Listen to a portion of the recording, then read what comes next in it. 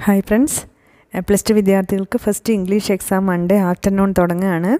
SSLC വിദ്യാർത്ഥികൾക്കും exam തുടങ്ങുന്നുണ്ട്. അപ്പോൾ പ്ലസ് ടു വിദ്യാർത്ഥികളെ സംബന്ധിച്ചിടത്തോളം ഇംഗ്ലീഷിൻ്റെ മാർക്ക് വളരെ പ്രധാനമുള്ളതാണ്. പ്രത്യേകിച്ച് ഇന്ത്യയിലും കേരളത്തിലും പഠിക്കുന്ന കുട്ടികളെ സംബന്ധിച്ചിടത്തോളം ഇംഗ്ലീഷിൻ്റെ മാർക്ക് ഡിഗ്രി ആപ്ലിക്കേഷൻ ഇവിടെ നോർമലി മാർക്ക് വൈസ് പോകുന്ന എല്ലാ കോഴ്സിനും പരിഗണിക്കും. അതിന് പുറമെ ചില അസോസിയേഷനുകൾ BSc നഴ്സിങ്ങിനൊക്കെ പോകുമ്പോൾ ഫിസിക്സ് കെമിസ്ട്രി മാത്സിന് പുറമെ ഇംഗ്ലീഷിൻ്റെ മാർക്ക് പരിഗണിക്കുന്നുണ്ട്.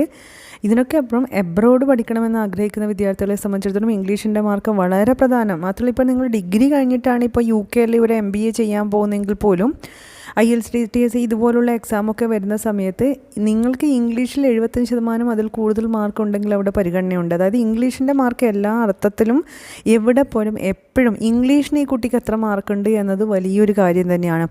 എന്നാൽ നമ്മൾ ഇത്തിരി ഒന്ന് ശ്രദ്ധിക്കുകയാണെങ്കിൽ ഇംഗ്ലീഷിൽ നല്ല മാർക്ക് വാങ്ങാം. അതേസമയം ചില കോമ്പിനേഷനിൽ പഠിക്കുന്ന കുട്ടികൾക്ക് ഇംഗ്ലീഷ് എന്നതൊരു പേടി സ്വപ്നവുമാണ്. അപ്പോൾ അങ്ങനെയുള്ളവർക്ക് എങ്ങനെ മാർക്ക്, അതായത് പാസ്സാവാൻ ഡബിൾ പാസ് എങ്ങനെ വാങ്ങാം, അല്ലെങ്കിൽ പാസ്സായിട്ട് എങ്ങനെ പോകാം, അല്ലെങ്കിൽ നല്ല മാർക്ക് എങ്ങനെ വാങ്ങാം, A+ ഹയർ മാർക്കിലേക്ക് എങ്ങനെ എത്തിപ്പെടാം. അപ്പോൾ ജസ്റ്റ് ഒരു പാസ്സായി പോവാം, എനിക്ക് ഇംഗ്ലീഷ് നല്ല ബുദ്ധിമുട്ടാണ്, സ്വന്തമായിട്ടൊരു സെൻറ്റൻസ് എഴുതാൻ എനിക്ക് പറ്റൂല, എങ്ങനെയെങ്കിലും ബൈ ഹാർട്ട് പഠിച്ചിട്ടൊക്കെയാണ് ഞാൻ എഴുതാറ്, അങ്ങനെയൊക്കെ ഉള്ളവരും വിഷമിക്കേണ്ട കാര്യമില്ല. നിങ്ങൾക്കും വഴികളുണ്ട്. പാസ് മാർക്ക് വാങ്ങുക എന്ന് പറഞ്ഞാൽ വളരെ എളുപ്പമുള്ള കാര്യമാണ്. നിങ്ങൾ ചെയ്യേണ്ടത്, നിങ്ങൾക്ക് ഈസിയായി പഠിക്കാൻ പറ്റുന്ന ടെക്സ്റ്റ് ബുക്കിൽ കുറച്ച് കണ്ടൻറ്റ് ക്വസ്റ്റ്യൻസൊക്കെ വരും, നിങ്ങൾക്ക് അറിയാലോ. ഈസിയായി പഠിക്കാൻ പറ്റുന്ന നിങ്ങളങ്ങ് ബൈ ഹാർട്ട് ചെയ്യുക. പിന്നെ ഇംഗ്ലീഷിൻ്റെ സംബന്ധിച്ചിടത്തോളം അതിൻ്റെ സ്പെല്ലിങ്ങും ലാംഗ്വേജിനും ഒക്കെ പ്രാധാന്യമുണ്ട്. അപ്പോൾ നമ്മളങ്ങ് ബൈ ഹാർട്ട് ചെയ്യുമ്പോഴാവട്ടെ അതിൽ പ്രധാനപ്പെട്ട സ്പെല്ലിങ് നമുക്ക് ബുദ്ധിമുട്ടുണ്ടെന്ന് തോന്നുന്നതൊക്കെ ഒന്ന് മനപ്പാടാക്കാൻ വേണ്ടി ഒന്ന് ശ്രദ്ധിക്കണം.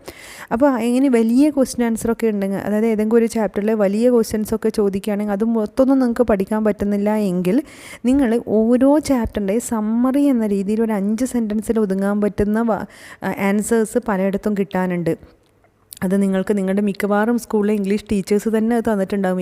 ഈ ചാപ്റ്ററിൽ എന്ത് ക്വസ്റ്റ്യൻ ചോദിച്ചാലും മിനിമം ഈ സമ്മറിയെങ്കിലും എഴുതി വെക്കണം എന്നൊക്കെ പറഞ്ഞിട്ട് ടീച്ചേഴ്സ് കൊടുക്കാറുണ്ട്. അപ്പോൾ അങ്ങനെ ഒരു ക്വസ്റ്റ്യൻ വരികയാണ്, നിങ്ങൾ പഠിച്ച് വെച്ച ഒരു 4-5 സെൻറ്റൻസ് അവിടെ അങ്ങ് എഴുതി വെക്കുക. അതായത് ഇംഗ്ലീഷിനെ സംബന്ധിച്ചിടത്തോളം എഴുതുക എന്നത് വലിയൊരു കാര്യമാണ്. അതായത് നമ്മൾ എഴുത്തിൽ പിശുക്ക് കാണിക്കരുത്, നിറയെ അങ്ങ് എഴുതി വെക്കുക. പിന്നെ അതോടൊപ്പം തന്നെ ജനറലായി ഒരുപാട് ക്വസ്റ്റ്യൻസ് ചോദിക്കാൻ സാധ്യതയുണ്ട്. ജനറൽ എസ്സേ ചോദിക്കും, അതുപോലെ അപ്രീസിയേഷൻ, ക്യാരക്ടർ സ്കെച്ച് ചോദിക്കാറുണ്ട്, അതുപോലെ പ്രൊഫൈൽ ഉണ്ടാക്കാം, മെയിൽ, നോട്ടീസ്, ഇങ്ങനെ ഒരുപാട് കാര്യങ്ങൾ നിങ്ങളുടെ അടുക്ക് ജനറലായിട്ട് ജനറൽ എസ്സേസൊക്കെ ചോദിക്കാറുണ്ട്. അപ്പോൾ ഇപ്പോൾ ഒരു ഘടന, ഒരു നോട്ടീസ് ആവട്ടെ, മെയിലാവട്ടെ, ഒരു പ്രൊഫൈൽ തയ്യാറാക്കുന്ന, അപ്രീസിയേഷൻ, ക്യാരക്ടർ സ്കെച്ച്, ഇതിനൊക്കെ ഒരു ഘടനയുണ്ട്, സ്ട്രക്ചറുണ്ട്. ആ ഫോർമാറ്റ് നിങ്ങളങ്ങ് പഠിച്ചു വെക്കുക. അതിൻ്റെ ഉള്ളിൽ നിങ്ങളുടേതായ രീതിയിൽ സെൻറ്റൻസ് നിങ്ങൾക്ക് ആഡ് ചെയ്യാൻ പറ്റൂലെങ്കിൽ പോട്ടെ, അവിടെ ഉള്ളതങ്ങ് എടുത്ത് എഴുതിയാലും മതി. പക്ഷേ അതിൻ്റെ ഘടന, നിങ്ങൾ സ്ട്രക്ചർ, പാറ്റേൺ, ഫോർമാറ്റ് അതേപടി എഴുതി വെച്ചാൽ അതിനുണ്ട് നിങ്ങൾക്ക് മാർക്ക്. ഉള്ളിലെഴുതുന്ന കണ്ടൻറ്റിന് വേറെ മാർക്കുണ്ട്. ഒരു എക്സാമിന് ഓരോ ക്വസ്റ്റ്യൻ്റെയും മാർക്ക് എന്ന് പറയുമ്പോൾ, പ്രത്യേകിച്ച് ജനറൽ ക്വസ്റ്റ്യൻസ് ഒക്കെ വരുമ്പോൾ ഇതിനിങ്ങനെ മാർക്ക് ഡിവൈഡ് ചെയ്തിട്ടാണ് കിട്ടുക. അപ്പോൾ സ്ട്രക്ചറിന്, ഫോർമാറ്റിന് മാർക്കുണ്ട്. അത് നേടിയെടുക്കാൻ വേണ്ടി നിങ്ങൾ ശ്രമിക്കുക. പിന്നെ അതിന് പുറമെ നമ്മൾ ഈ ഹയർ മാർക്ക് വാങ്ങാൻ ആഗ്രഹിക്കുന്ന വിദ്യാർത്ഥികൾ, നല്ല മാർക്ക് A+ വേണം, നല്ല മാർക്ക് വേണമെന്ന് ആഗ്രഹിക്കുന്ന വിദ്യാർത്ഥികൾ ശ്രദ്ധിക്കുക, നന്നായിട്ട് അങ്ങ് എഴുതുക. നിങ്ങൾക്ക് സ്വന്തമായിട്ട് സ്വാഭാവികമായി ഹയർ മാർക്ക് വാങ്ങാൻ ആഗ്രഹിക്കുന്നതിനെ സംബന്ധിച്ചിടത്തോളം ഇത്തരം ലാംഗ്വേജ് സ്വന്തമായിട്ട് സെൻറ്റൻസ് ഒക്കെ ആക്കാൻ അറിയുമല്ലോ. അപ്പോൾ ഒരു പിശുക്കും കൂടാതെ അങ്ങ് എഴുതുക. പിന്നെ നിങ്ങൾ ടെക്സ്റ്റ് ബുക്ക് വായിച്ചിരിക്കണം. കുട്ടികളെ സാധാരണ നമ്മൾ പറയും ഒരു 5 തവണയെങ്കിലും ടെക്സ്റ്റ് ബുക്ക് മുന്നോട്ടും ബാക്കോട്ടും വായിച്ചിരിക്കണം എന്നാണ്. ഇനിയിപ്പോൾ 2 ദിവസം മാത്രമുള്ള സമയത്ത് 5 തവണ എന്നൊന്നും ഞാൻ പറയുന്നില്ല. അറ്റ്ലീസ്റ്റ് ഒരു തവണയെങ്കിലും ടെക്സ്റ്റ് ബുക്ക് മുഴുവനായിട്ട് അങ്ങോട്ട് വായിക്കൂ. നോട്ട്സ് നിങ്ങളുടെ കയ്യിലുണ്ടെങ്കിൽ അത് നന്നായിട്ട് നിങ്ങൾ അങ്ങോട്ട് വായിക്കൂ. ടെക്സ്റ്റ് ബുക്കിൽ നിന്ന് വരുന്ന ക്വസ്റ്റ്യൻസിനൊക്കെ പിശുക്കില്ലാതെ അങ്ങോട്ട് ആൻസർ എഴുതിക്കോളൂ. ജനറൽ ക്വസ്റ്റ്യൻസ് അങ്ങ് നിറയെ എഴുതിക്കോളൂ.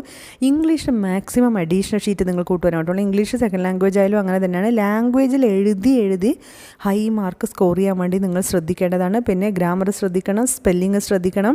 അതിനൊക്കെ വലിയ കാര്യമുണ്ട്. പിന്നെ ഒരു വില്ലനാണ് ഇംഗ്ലീഷ് എക്സാമിന്, ലാംഗ്വേജ് എക്സാമിന് ടൈം. നിങ്ങൾ നിറയെ എഴുതിക്കോ, നല്ലോണം എഴുതിക്കോ എന്നൊക്കെ നമ്മൾ പറയുമ്പോഴേ ഈ 2.25 മണിക്കൂറിനുള്ളിൽ ഇങ്ങനെ എഴുതി തീർക്കണമൊക്കെ. ജനറൽ എസ്സേസ് ഒക്കെ വരുമ്പോൾ ചിലപ്പോൾ നമുക്ക് ചിന്തിച്ച് എഴുതേണ്ടിയൊക്കെ കേസ് വരുമ്പോൾ സമയം നല്ലോണം പോകാൻ സാധ്യതയുണ്ട്. അപ്പോൾ ടൈം ലിമിറ്റ് എന്നത് വലിയൊരു ഫാക്ടറാണ്.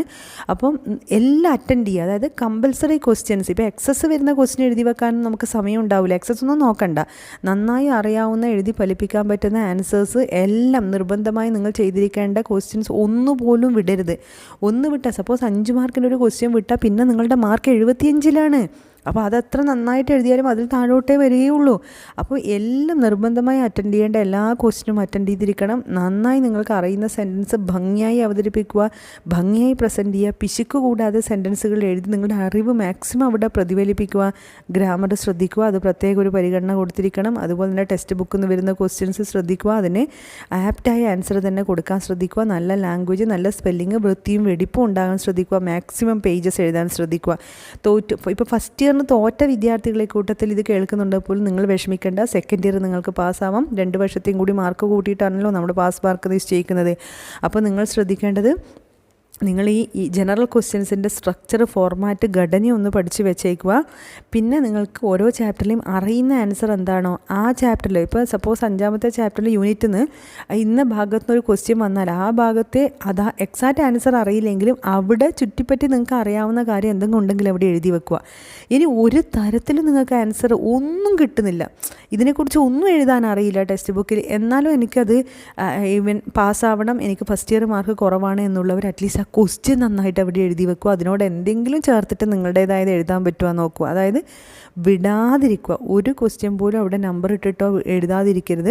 അവിടെ നിങ്ങൾ എഴുതി വെക്കൂ. ഇംഗ്ലീഷ് എഴുതൂ, നിങ്ങൾ മടി കൂടാതെ എഴുതൂ. അപ്പോൾ ലാംഗ്വേജിൽ നല്ല മാർക്ക് വാങ്ങുക. എല്ലാവർക്കും പാസ്സാവാൻ സാധിക്കും. ഫസ്റ്റ് ഇയർ ഫെയിലായവരാവട്ടെ, പാസ്സായവർ ജസ്റ്റ് പാസ്സാവട്ടെ, വിഷമിക്കേണ്ട. ഈ ട്രിക്ക് ഉപയോഗിക്കുക.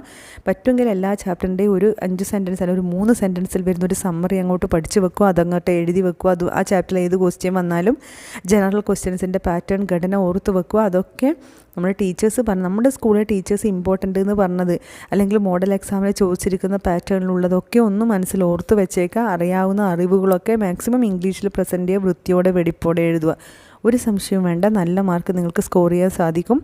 ഇംഗ്ലീഷ് വലിയൊരു ഫാക്ടർ, ഇംഗ്ലീഷിൻ്റെ മാർക്ക് വലിയ പ്രാധാന്യമുള്ളതാണ്. അത് എവിടെ പോയത്, കേരളത്തിനാവട്ടെ, കേരളത്തിന് വെളിയിലേക്ക് പോകുമ്പോഴാവട്ടെ, ഇംഗ്ലീഷിൻ്റെ മാർക്കിന് നല്ല പ്രാധാന്യമുണ്ട്.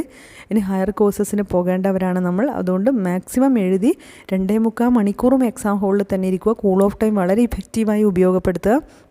കൂൾ ഓഫ് ടൈമിൽ നമുക്ക് അറിയാവുന്ന കാര്യങ്ങളൊക്കെ നന്നായി ടിക്ക് ചെയ്ത് വെക്കാനും, ജനറൽ പാറ്റേൺ ക്വസ്റ്റ്യൻസിൻ്റെയൊക്കെ എന്തെങ്കിലും പോയിൻറ്റ്സ് അറിയുന്നതൊക്കെ നോട്ട് ചെയ്ത് വെക്കാനൊക്കെ ഈ കൂൾ ഓഫ് ടൈം ഉപയോഗപ്പെടുത്തുക.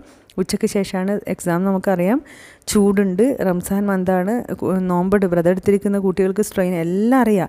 അപ്പോൾ നിങ്ങൾ രാവിലെ അത്താഴമൊക്കെ നന്നായിട്ട് കഴിക്കുക, എന്നിട്ട് പ്രാർത്ഥനയോടെ ഇരിക്കുക. ഉച്ചയ്ക്ക് ശേഷം നന്നായിട്ട് പോയിട്ട് എക്സാം എഴുതുക. മാക്സിമം മാർക്ക് വാങ്ങാൻ വേണ്ടി ശ്രദ്ധിക്കുക. അപ്പം ഇംഗ്ലീഷ് എക്സാം നിങ്ങൾക്ക് വളരെ ഈസി ആയിരിക്കട്ടെ. ഫസ്റ്റ് എക്സാമാണ്, അപ്പോഴേ തന്നെ നമുക്കൊരു നല്ലൊരു ഹാപ്പിനെസ് കിട്ടും. ഫസ്റ്റ് എക്സാം ഈസി ആയാൽ മാക്സിമം ടൈം സ്പെൻഡ് ചെയ്യുക, നന്നായിട്ട് എഴുതുക. Wish you all the best. God bless you.